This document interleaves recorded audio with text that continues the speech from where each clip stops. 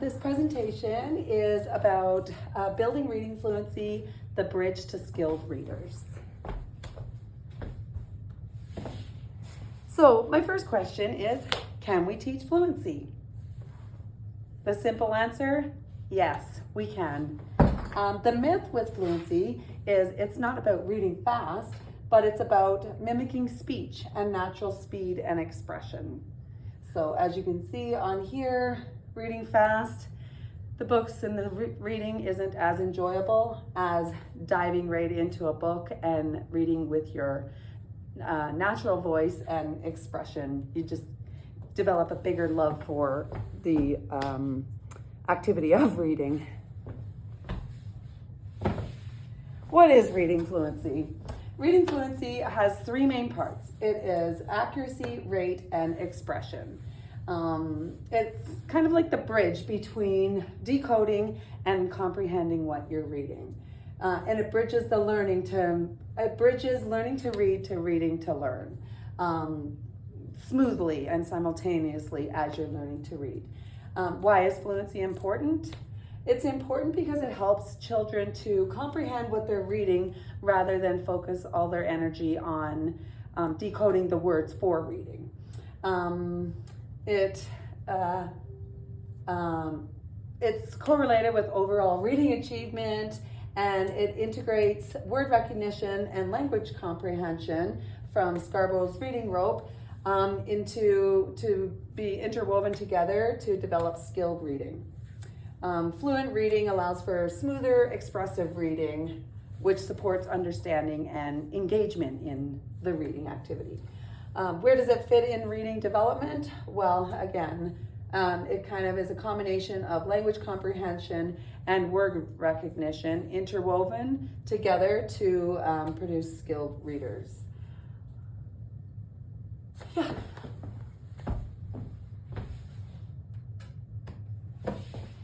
So to make it more meaningful, I like to make a connection which we can all understand.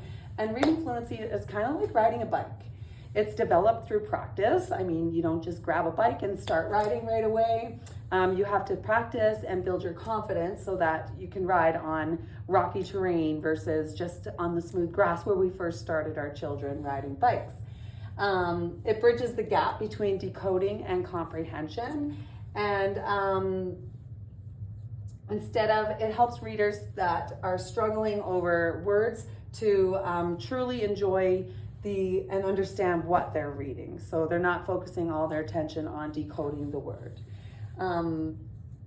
So the decoding part is like when you're learning to pedal. When you first get on that bike and mom or dad's showing you how, or aunt or uncle showing you how, you're just learning to pedal. Like you are scared, you don't have balance. You need to make sure you're following all those rules, compared to almost like learning about when we're first learning our alphabet.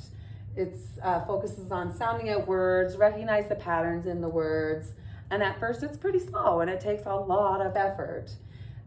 The fluency is when you're starting to ride, you're riding a little smoother, words are flowing more naturally, which is a big part of the fluency part, and you don't have to think about every movement of the bike, like, is there a rock coming, or these are things that are natural, and if rocks are coming, we can get over them. We've got built our confidence, we can, anything that's struggles or structures that are ahead of us, and we can overcome those challenges.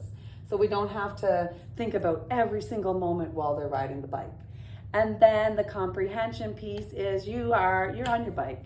You're enjoying the ride. You can now look around you. You see a dog over there playing. You can actually look. You don't have to focus solely on riding the bike.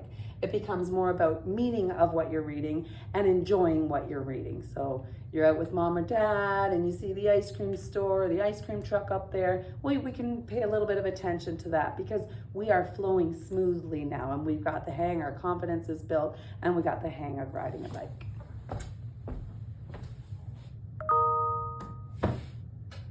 So one of the activities that you can do to help build fluency in reading, it's called a partner reading activity. And in a partner reading activity, it's paired where you can do 2 students or teacher student, or you can do it with a group of students. And one student reads aloud while the other one listens and provides feedback. So they find a partner, or you pair them with a partner. One person will read, the other one's listening, and providing maybe at the end of that listening, they switch roles. So the person who was listening is now doing this exact same reading, and then they keep switching this until it becomes a fluent, and they're enjoying then what they're reading. It builds confidence in their reading, and it can be done in multiple ways. It can be done as a whole class, or it could be, you could pair your students into small groups. You can do it in partners, one-on-one, or you can do it through a teacher-led activity. So again, you just want to make sure you're outlining steps on how to be a good reading partner. What's the reader doing? What's the listener doing? The reader is reading the story out loud, speaking clearly, speaking with expression, and trying their best. And while the listener is following along, they can't just go off and ride their own bike at this point. We're just following along, building fluency, waiting patiently, giving kind feedback to the reader. And then if they have questions about the story, maybe they can have this little discussion where then as the next person reads and they take turns with the same passage, then it becomes more fluent and they're more confident in your reading.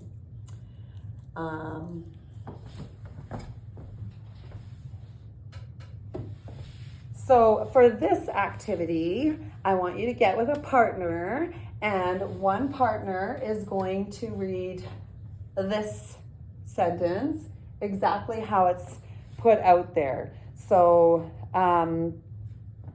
with these spaces in between all the words, okay? When that partner's finished, then the other partner's going to try reading it this way without any spaces in the words. I'm going to give you a moment for that. Okay, so which reading was easier to understand? The cat sat on the mat, or the cat sat on the mat. So fluent reading means reading smoothly and in your natural voice. So not too fast, not too slow, just means reading it smoothly the same way that we would be talking. It means adding expression into the reading, and you just enjoy when it's a smooth flow. And others can follow along and enjoy listening to the reading. Another activity that's great for helping build fluency is called Reader's Theater. And this is where you can have big groups, small groups, but you put your students, they choose a role from the script. You provide a script and the students choose a role, and then they practice expressive reading. So they want to make their voice match the lines from the script. And then they work together to bring the story to life. Here is an example of a short Reader's Theater, grade 1. For Reader's Theater. I want to pick. I already know. Look at the characters. Okay, which one are you gonna be? The wolf. Okay. The pig. Pig number 1. And 2. You're gonna be the narrator. Pig number 3. Okay, since pig 3 has a small part, why don't you do pig 2 and pig 3? Okay. Turn to page 22. And the wolf starts. Let me in. No.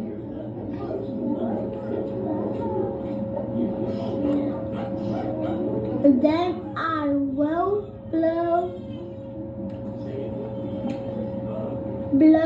your house down. And he did. The 3 little pigs ran down the road. Did not. Just gonna fast forward that a I little bit. will get in. The wolf went down ran. Then the wolf ran. So you kind of get the idea there, like as the students are practicing and they keep rereading their script, then it becomes a lot smoother so that they are able to read smoothly the same way they would be talking and start bringing that story to life. Oops. Again, so for this one right here, I'm going to get you to get together in pairs or groups again. And for this dialogue, we're going to do a couple rounds of this. For the first round, I want you to just read these lines, take turns. One red box will read this, yellow box reads this, and you'll just take turns. So at the first round, I just want you to use a monotone voice with no expression. So it would be, so they do it. If it sounds something like, I'm sorry for what happened. I was feeling sad too. I'm glad we're friends. Me too. That would be your monotone voice. So for round 2, I want you to reread this a few times, but this time I want you to use different expressions. So perhaps try a sad dialogue, or have your expression to be an angry dialogue or an excited dialogue. So I want you to try reading this round that way.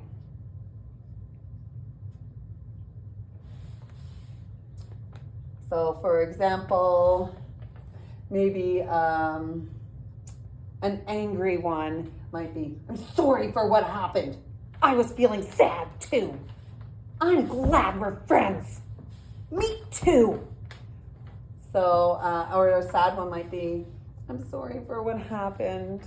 I was feeling sad too. I'm glad we're friends. Me too. So it just becomes just not very naturally progressive.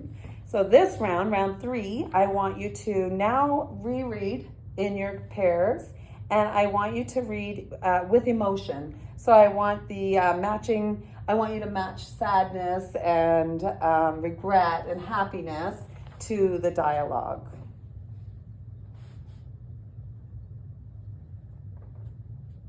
So it might sound something like, I'm sorry for what happened. I was feeling sad too. I'm glad we're friends.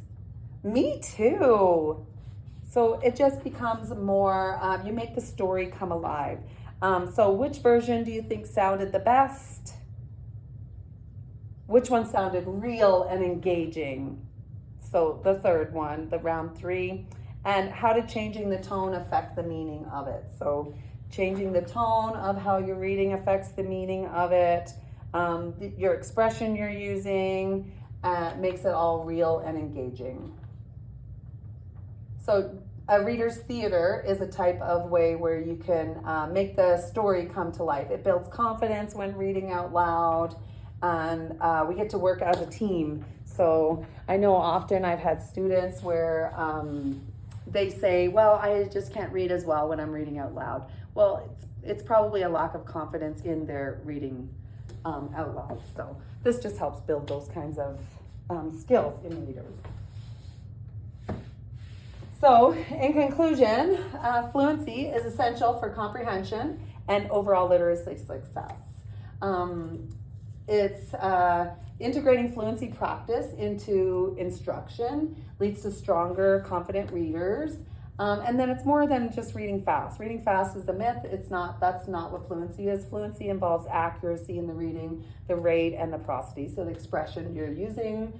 And then you can build fluency activities into all kinds of different texts.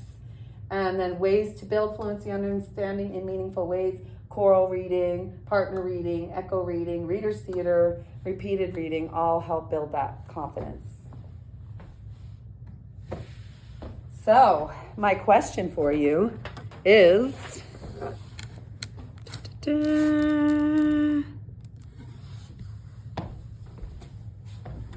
oopsie.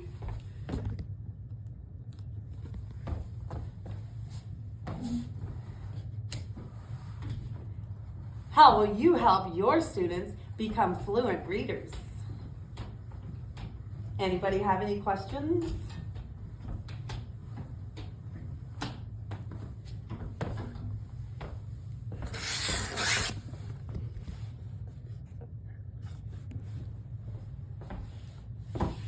And the resources. Thank you.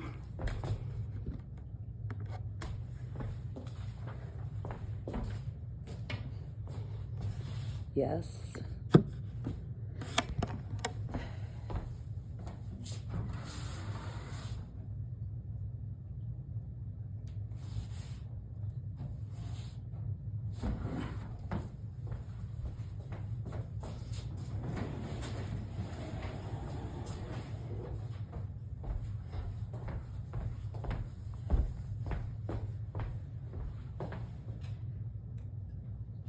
I think I'm good with that.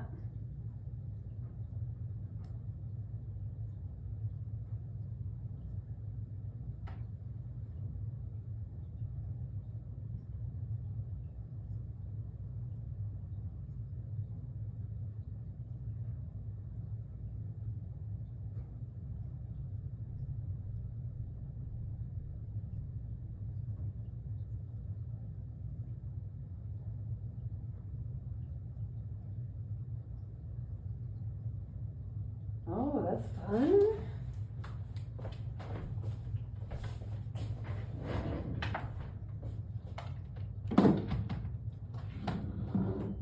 Don't even tell me.